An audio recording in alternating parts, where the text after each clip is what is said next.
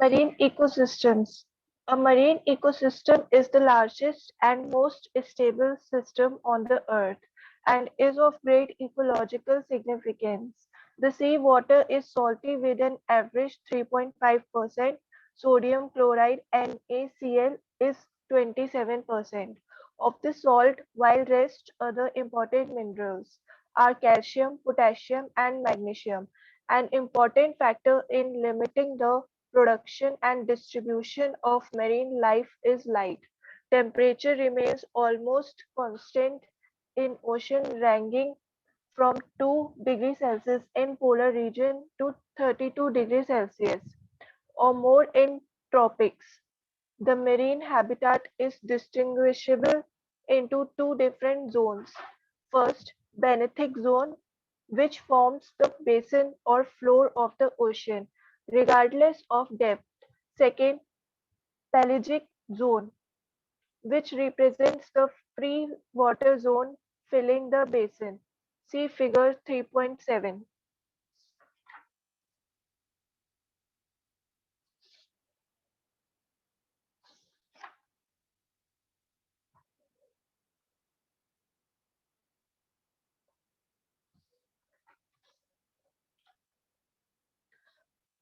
Biota of oceans.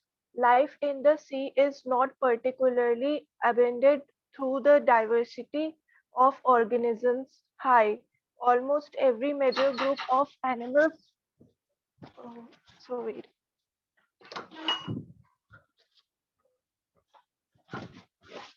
animals and every major group of algae occur somewhere in the oceans with the exception of vascular plants and insects. On the basis of depth-wise differences in life forms the expanse of marine ecosystems has been divided into littoral, neritic, pelagic and benthic zones. Let us now read about biota of each one of these. Biota of littoral zone. This zone is the shore region of the marine ecosystems and is subject to violence to waves and tides, fluctuation of water level and variability of temperature, light, salinity and moisture. In common language, superior littoral zone is termed as a beach. There are few species of plants present in this zone. Common animals found here are snails, clams, branches, crustaceans, ani- annelids, sea anemones, and sea urchin. The animals here exhibit zona- zonation with respect to tides. Animals more resistant to dissection usually occurring at higher levels than those that are less resistant.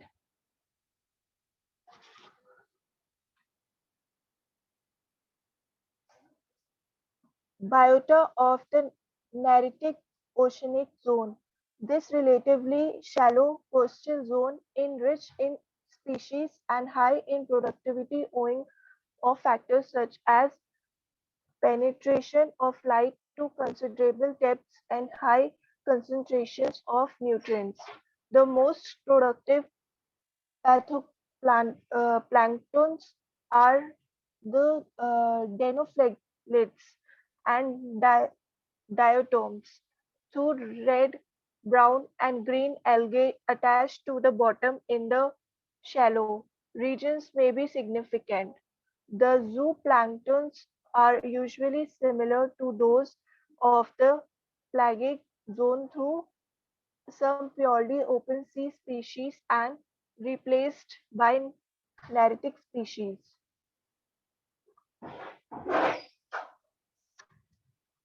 Almost all commercial species of fish as well as whales, seals, sea otters, sea snakes, and large squids are found here. Fishes are numerous and include several shark species as well as sea trout and salmon. A wide variety of animals, among which are clams, shrimps, snails, lobsters, crabs, sea cucumber, starfish, brittle stars, animals, sponges, bryozo, annelids, and foraminifera, and exhibits more diversity than those of the deeper waters.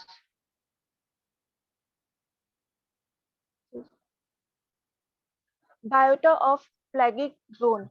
Plagic region constitutes 90% of the total ocean surface and is less rich in species and numbers of organisms than the two regions discussed before.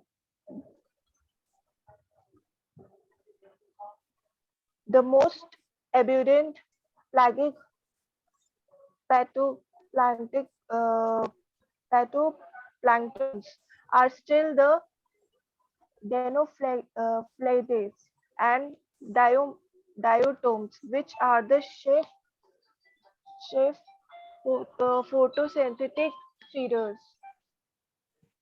Others are carnivorous. Sea cucumbers and sea urchins crawl off the floor, eating detritus and bacteria, and serve as food for the carnivorous brittle stars and crabs.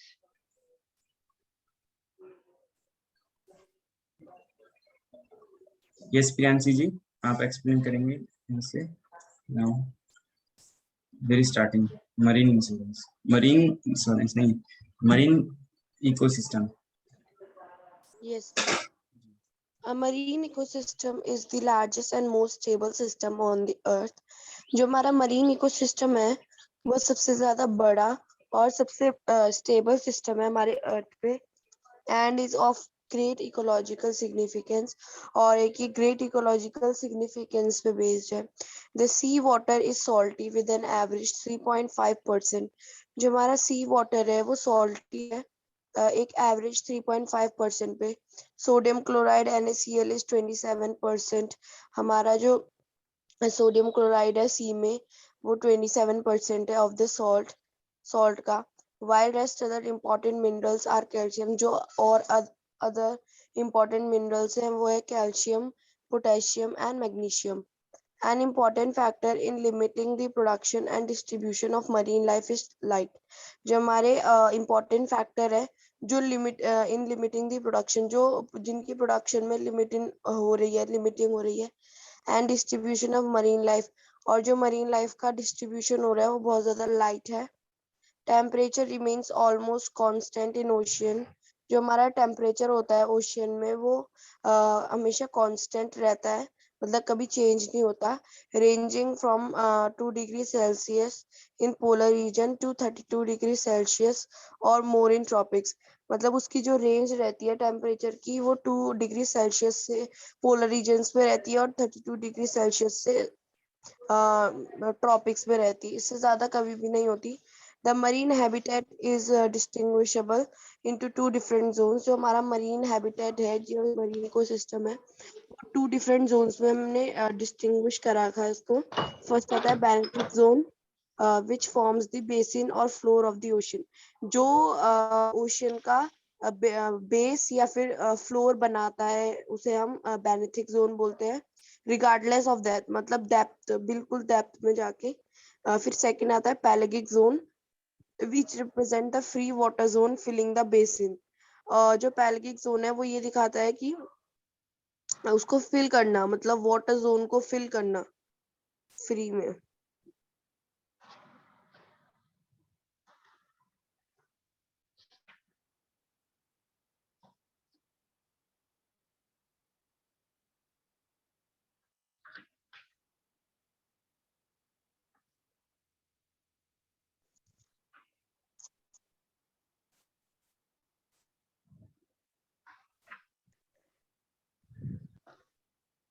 Biota of oceans. Life in the sea is not particularly abundant. जो हमारी सी में life होती है वो particular abundant नहीं होती है, एक दूसरे पर डिपेंड नहीं होती. Through the diversity of organisms is high. क्योंकि जो organisms की diversity है वो बहुत ज्यादा high है इसीलिए. Almost every major group of animals and every major group of algae occur somewhere in the oceans. जो हमारी मेजर ग्रुप है एनिमल्स के और जो हमारा मेजर ग्रुप्स है एल्गे के, वो सारे ओशियंस में ही रहते हैं, लेकिन पता मतलब समवेयर इन मतलब ओशियंस में ही रहते हैं, पता नहीं कहाँ रहते हैं, with the exceptions of vascular plants and insect. और वस्कुलर जो प्लांट्स है और जो इंसेक्ट्स है उनकी भी एक्सेप्शन है कि वो भी ओशियंस में रहते हैं. On the basis of depth wise difference, अगर हम डेप्थ वाइज डिफरेंस देखें मतलब गहराई के द्वारा डिफरेंस देखें इन लाइफ फॉर्म्स, लाइफ के फॉर्म में, the expanse of marine ecosystem has been divided into, तो जो हमारा मरीन सिस्टम है वो डिवाइडेड है कितने में, लिथोरल, नेरेटिक, पेल्गिक एंड बेनेथिक जोन्स. चार अगर हम डिफरेंस डेप्थ वाइज डिफरेंस देखें इन लाइफ फॉर्म्स में तो वो चार भागों में डिवाइडेड है. फर्स्ट है लिथोरल, फिर सेकंड नेरेटिक, फिर पेल्गिक और फिर बेनेथिक zone. Let us now read about biota of each one of this. अब हम इन सब के biota के बारे में बात करेंगे. फर्स्ट आता है biota of littoral zone. First आता है littoral zone का biota.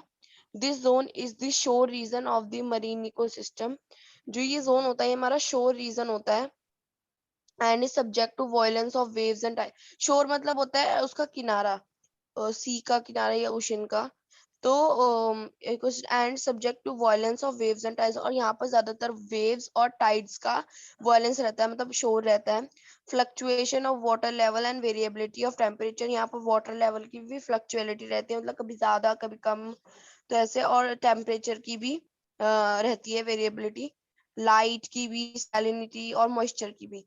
In common language supra littoral zone is termed as beach. हम अगर कॉमन लैंग्वेज में बात करें तो जो हमारा लिटरल जोन है उसको हम बीच के नाम से भी जानते हैं. There are few species of plants present in this zone. इस जोन में हमारे बहुत कम स्पीशीज रहती हैं प्लांट्स की, बहुत कम.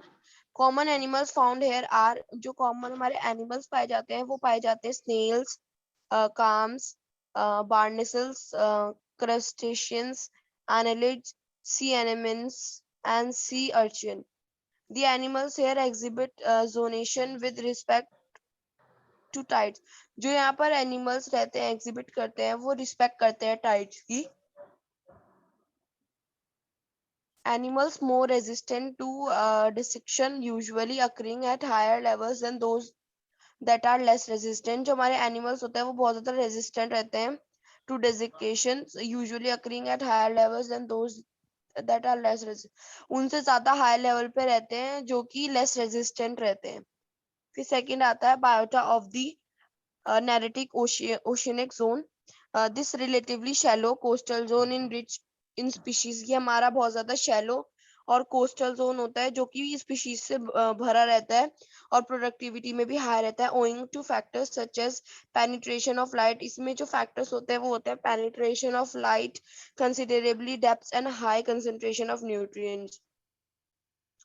इसमें क्या होता है कि पेनिट्रेशन होती है लाइट की क्योंकि बहुत ज्यादा डेप्थ में होता है और यहाँ पर हाई कंसंट्रेशन होता है न्यूट्रिएंट्स का.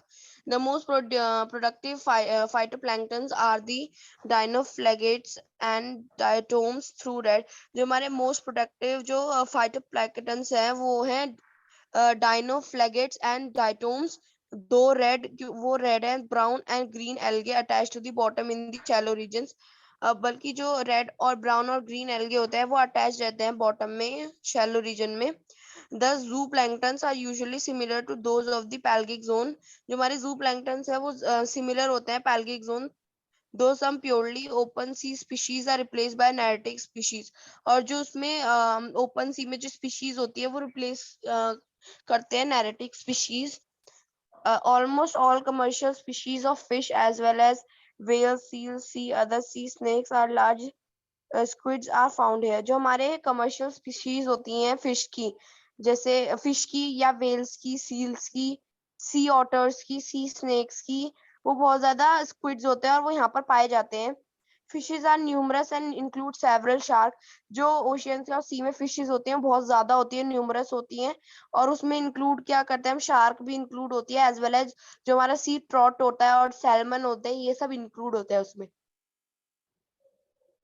A wide variety of animals among which are clams. जो हमारी बहुत वेराइटी है एनिमल्स की, उनके बीच में आते हैं clams, shrimps, snails, lobsters, crabs, sea cucumber, starfish, brittle stars, animals, sponges, bryozoa, annelids and foraminifera and exhibits more diversity than those of the deeper water. ये सारे जो हमारे एनिमल्स है, सारी जो स्पीशीज है, ये हमारे पाई जाती हैं ओशन के अंदर, नेरेटिक जोन के अंदर, और एंड एग्जिबिट्स मोर डाइवर्सिटी, और ये ज्यादा डाइवर्सिटी एग्जिबिट करती है then those of the deeper waters, जो कि डीपर वाटर में रहते हैं उनसे ज्यादा। थर्ड आता है biota of pelagic zone. Pelagic region constitutes 90% of the total ocean surface and is less rich in species and numbers of organisms than the two regions discussed before। जो हमारा पैल्गिक reason होता है वो 90% हमारा जो ओशियन का सरफेस है उसका जो 90% है वो पैल्गिक जोन है, और ये कम मतलब इसमें स्पीशीज बहुत कम होती है, लेस रिच इन स्पीशीज, ये स्पीशीज में कम होता है, and numbers of organism then the two regions discuss here. और यहाँ पर ज्यादा जो ऑर्गेनिजम्स है वो ज्यादा है जो हमने डिस्कस ऊपर किए थे दो रीजन में। The most abundant pelagic phytoplanktons are still the dinoflagellates and diatoms. जो मोस्ट अबंडेंट पैल्गिक फाइटोप्लैंक्टन्स है हमारे, वो अभी भी डायनोफ्लेगेटेट्स एंड डायटोम्स है, which are the chief photosynthetic feeders, जो कि अभी भी चीफ फोटोसिंथेटिक फीडर्स है हमारे, फोटोसिंथेटिक में हमारी हेल्प करते हैं, फीड करते हैं उसको। अदर्स आर कार्निवोरस, और जो सारे हैं वो कार्निवोरस हैं। Sea cucumbers and sea urchins crawl on the floor eating detritus. जो हमारे सी कुकुम्बर है और जो सी अर्चिन है वो क्रॉल करते हैं, मतलब वो नीचे रेंगते हैं फ्लोर पे डिट्रस को खाने के लिए एंड बैक्टीरिया को खाने के लिए, serve as food for the carnivorous, और कार्निवोरस के लिए फूड सर्व करते हैं वो ब्रिटल स्टार्स एंड क्रैब्स। ये ब्रिटल स्टार्स और क्रैब्स।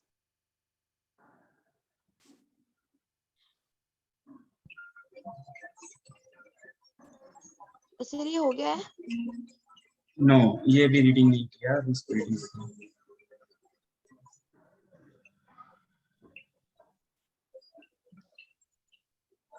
Sir, जी read. Can I? हाँ, Okay. आप रीड करेंगे? Biota of कशिश जी ने हैंड रेज किया। यस, हाँ Yes, sir. जी, आप करेंगे? पलक जी, आप में से कोई भी कर सकते हैं, आपने हैंड रेज किया था इसलिए मैंने आपको किया। Okay. Explain भी करना है? हाँ जी, हाँ जी। नहीं, प्रियांशी जी एक्सप्लेन करेंगे, आप अच्छे से रीड कर देंगे। Okay. Biota of Benthic zone. It forms the floor of the ocean. Organisms have here are heterotrophic rooted animals are sea lilies, sea fans, sponges, etc. Snails and clams remain embedded in mud, while starfish, sea cucumbers, and sea urchins move on its surface.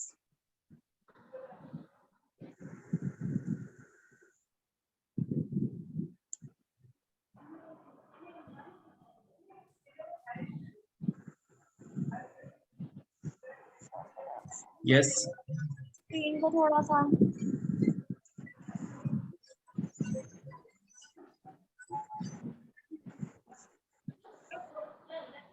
also estuaries. All the rivers and lakes ultimately drain into the sea. However, many rivers develop a highly specialized zone before joining the proper sea. This zone is called estuary.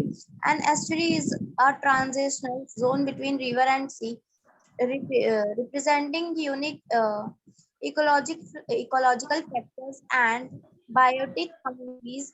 Estuaries are the most productive ecosystem of the world. An estuary is semi-enclosed part of the coastal ocean containing brackish water that has free connection with the sea on one side. On the other side, it is connected with a river or mouth and receives fresh water. In India, estuaries can be seen in plenty along the coast of Kerala and Sundarbans. Features of estuaries. The most dominant feature of the estuaries. The most dominant feature of the estuarine environment is the fluctuation in the salinity.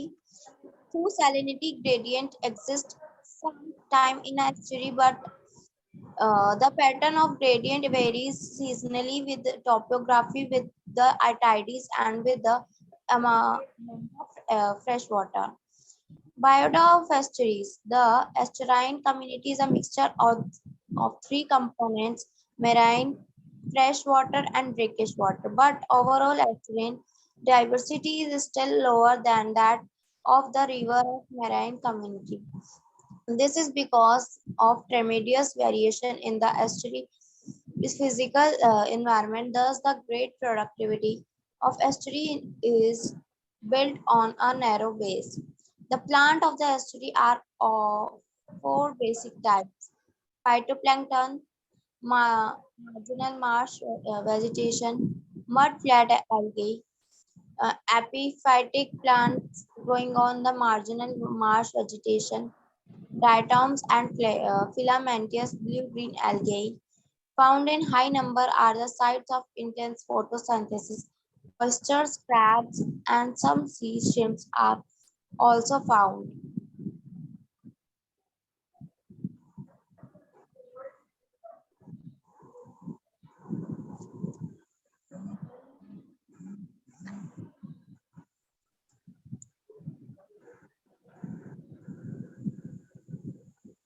भी read कर सकते हैं आप, कशिश जी या पलक जी, जो भी हैं available. Estuaries are very important food source, and almost all the major marine fisheries of the world are totally dependent on the estuary for their continuance, because the adult fishes often resort to estuaries for laying eggs, etc. Swimming.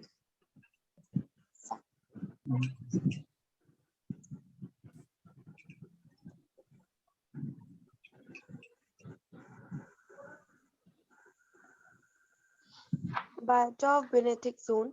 It forms the floor of the ocean. जो हमारा बेनेथिक zone होता है ये ocean का floor बनाता है, form करता है.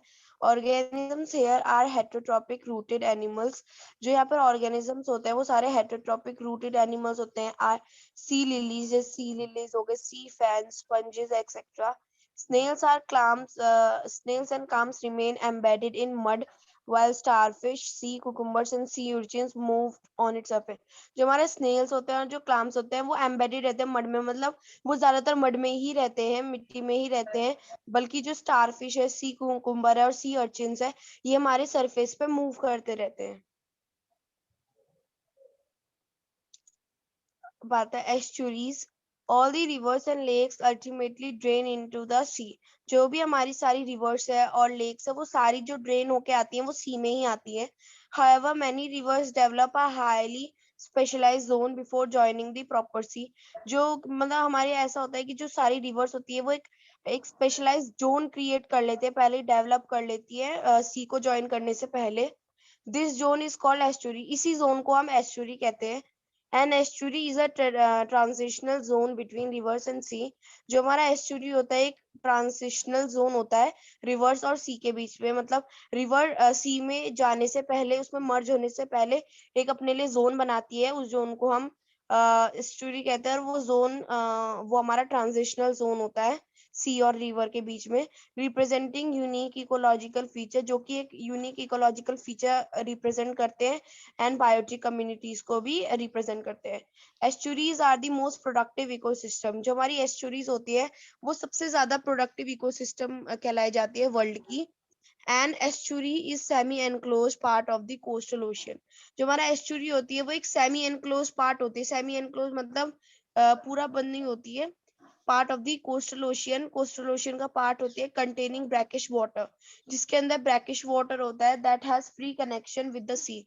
जिसका फ्री कनेक्शन है सी के साथ ऑन वन साइड एंड एक साइड पर, और दूसरे साइड पर it is connected with a river mouth, और वो दूसरी तरफ रिवर माउथ से भी कनेक्टेड है. एंड रिसीव्स फ्रेश वाटर, और फ्रेश वाटर को रिसीव करती है. मतलब एक तरफ वो सी के साथ भी जुड़ी हुई है फ्री कनेक्शन है उसका सी के साथ, और एक तरफ वो रिवर से भी जुड़ी है, रिवर के माउथ से जुड़ी है, जहां से वो फ्रेश वाटर को रिसीव करती है।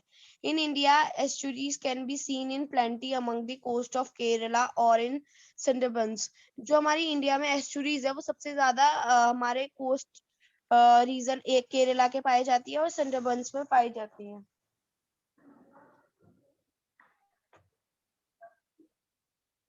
Features of estuaries. The most dominant feature of the estuarian environment is the fluctuation in salinity. जो सबसे dominant feature है, जो सबसे main feature है इसका estuary environment का ये है कि इसमें जो salinity होती है उसमें fluctuation आता रहता है, उसमें change आता रहता है। Though salinity gradient exists sometime in an estuary, ऐसा होता है कि जो हमारी salinity gradient है वो exit करते हैं कभी कभी estuary में, but the pattern of gradient varies seasonally. लेकिन जो पैटर्न होता है ग्रेडियंट का वो हमेशा सीजनली जो होता है वो वेरी करता है, डिफरेंस आ जाता है उसमें with the topography, with the tide and with the amount of fresh water. अब वो डिफरेंस किसकी वजह से आता है, या तो टोपोग्राफी की वजह से, या फिर टाइड्स की वजह से, या फिर तो फ्रेश वाटर के अमाउंट की वजह से। Biota of estuaries. The estuarine community is a mixture of 3 components. जो हमारा एस्चुरियन कम्युनिटी होती है वो 3 कंपोनेंट का मिक्सचर होती है, marine, fresh water and brackish water. Marine का, फ्रेश वाटर का, ब्रैकिश वाटर का, ये 3 कम्युनिटी का मिक्सचर होती है हमारी estuarine community. But overall estuarine diversity still lower than that of river और मरीन कम्युनिटी।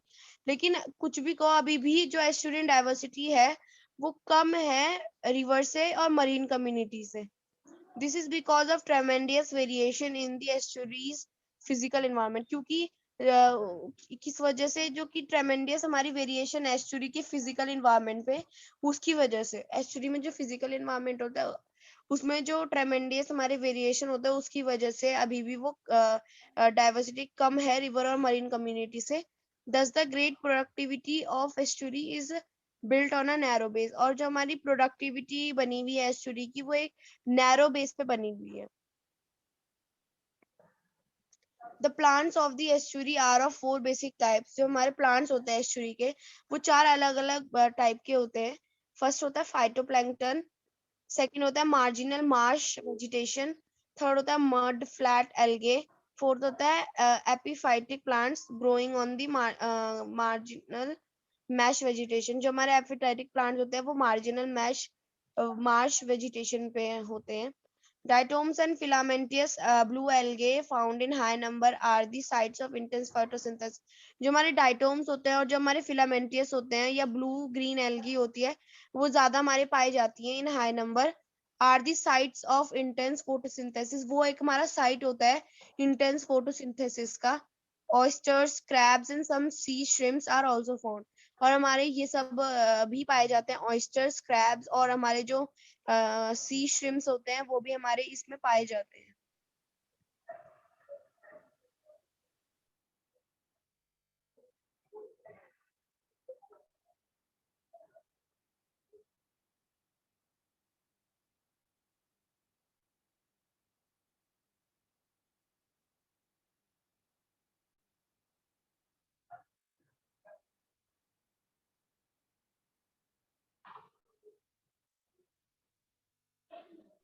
जी मीनल जी आपने समरी रीड करनी है। Okay. जी चैप्टर forest- कंप्लीट हो गया है जी।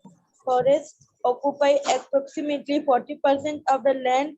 The forest biomes can be classified as coniferous forest, temperate deciduous forest, temperate evergreen forest, temperate rainforest, tropical rainforest, tropical seasonal forest, subtropical forest, etc.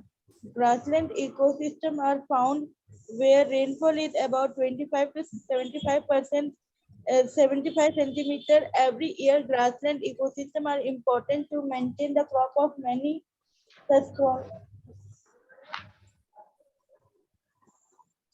many domestic and wild herbivores such as horses, buffaloes, camels, deer, zebras, which provide food, milk, wool, leather, transportation to men.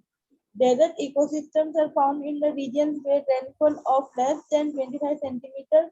Ecosystem consisting of water as a main habitat are known as aquatic ecosystem. There are 3 kinds of aquatic ecosystem: freshwater, saline, and brackish water ecosystems. Fresh waters are again of 2 types: The static water ecosystems are called as lentic systems and are exemplified by various lakes, impoundments, and wetlands. The lactic systems are characterized by flowing water and are exemplified by rivers. Rivers are man channels which supply surplus rainwater from land to sea. Each water has a slow moving and fast moving zone. In slow moving, one main factor limiting the growth of one of organisms is the ability of dissolve oxygen in the fast moving water. The speed of water current is the main factor limiting the growth. Saline ecosystem comprises all oceans of the world and contain a major portion of the total biomass of the earth. Oceans are also the main reservoir of air and water vapor in the atmosphere. Estuaries are example of brackish water ecosystem. Their salt content varies seasonally. They are the most productive ecosystem of the world. They are also the most delicately balanced ecological system because the factors governing the function of estuarine ecosystem are indirectly dependent upon each other. One should be careful before deciding to dump garbage, sewage, or industrial waste into such ecosystems. Okay, sir.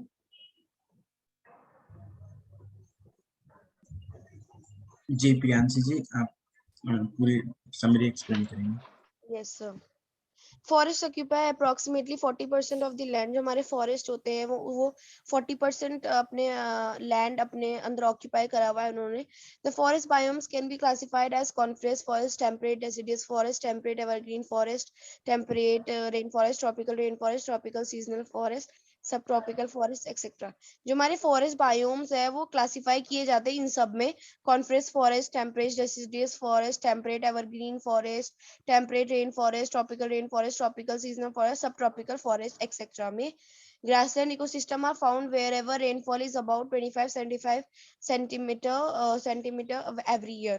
जो हमारा grassland ecosystem होता है वो कहाँ found किया जाता है, कहाँ पर होता है, जहाँ पर जो रेनफॉल होती है वो 25 to 75 सेंटीमीटर हर साल हो। Grassland ecosystem are important to maintain the crop of many.